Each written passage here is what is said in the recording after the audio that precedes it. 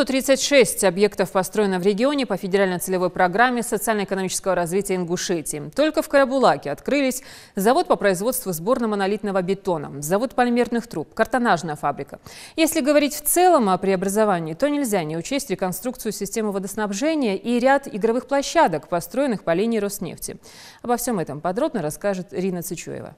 В рамках реализации федеральной целевой программы в Карабулаке построено и введено в эксплуатацию множество социально значимых объектов, которые позволили создать в городе более 400 рабочих мест. Объекты в Карабулаке построены на общую сумму 1 миллиард 456 миллионов рублей. В 2015 году здесь запущен завод полимерных труб, который уже успел зарекомендовать себя на производственном рынке. Более 70% продукции, которую изготавливают на предприятии, доставляется в «Газпром», что уже говорит о хороших показателях. Особая технология и надежные поставщики – секрет перспективной работы завода. Материал мы покупаем в Казани, сырье.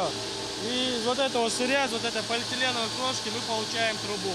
Помимо прочего, завод играет большую роль в вопросе импортозамещения, насыщению потребительского рынка продукции отечественного производства. Предприятие в силах покрыть потребительские запросы не только всей республики. Общая стоимость инвестпроекта – 520 миллионов. Благодаря ему в Карабулаке появилось более 700 рабочих мест. Эту цифру здесь планируют увеличить с расширением производства. Производимая продукция – это у нас трубы от 16 диаметра до 630 диаметра. То есть от 16 до 630 весь спектр диаметра труб. Также это разное атмосферное давление в этих трубах. За прошлый год было произведено порядка 8 тысяч тонн продукции. Это переработанного сырья в продукцию, в трубу. В этом году вот еще осталось, месяц-полтора осталось. Планируем показатель увеличить. Мы уже идем к этому. Еще одно предприятие, построенное в рамках федеральной целевой программы, завод по производству сборно-монолитного бетона. Производственная мощность объекта впечатляет – 50 тысяч кубометров в год. Предприятие позволило обеспечить местных жителей рабочими местами. Их здесь более 100. Современные бетоносмесительные установки, каждая из которых в течение 3 минут готовит 1 кубометр бетона, позволяет выпускать качественную продукцию, которая, кстати, очень востребована в Ингушетии. Здесь изготавливают плиты, перекрытия, сваи, бордюры, лестничные марши и многое другое. Продукция у нас разная. У нас бетонные плиты, кольца и бетонные блоки.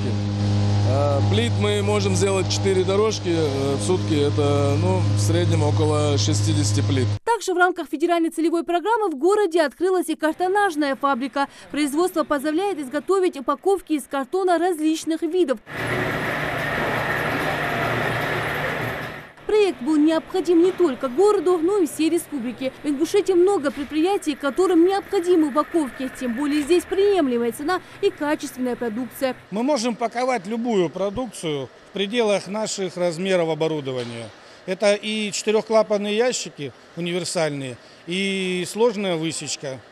Любая продукция, которая пакуется в ящики и транспортируется в упаковке, это все можем и производить. То есть кондитерские изделия, консервация, овощные изделия. Все это можно паковать в нашу продукцию. Помимо предприятий, которые введены в эксплуатацию, в городе также реконструировали и систему водоснабжения. Порядка 19 километров новых сетей, где-то 46 километров реконструкцию сделали сетей. Это было очень важное направление для города. Новый район, полностью новые сети проложили. Также было проложено 78 километров газовых сетей, что явилось тоже большим подспорьем для города. Вы знаете, местный бюджет никогда не смог бы закрыть такие вопросы. По линии Роснефти в многоквартирных домах построено несколько игровых детских площадок. Всего в рамках реализации федеральной целевой программы в Ингушетии на выделенные из федерального бюджета средства построено 136 объектов и создано около 7 тысяч рабочих мест. Рина Цичуева, Адам Далаков, Новости 24.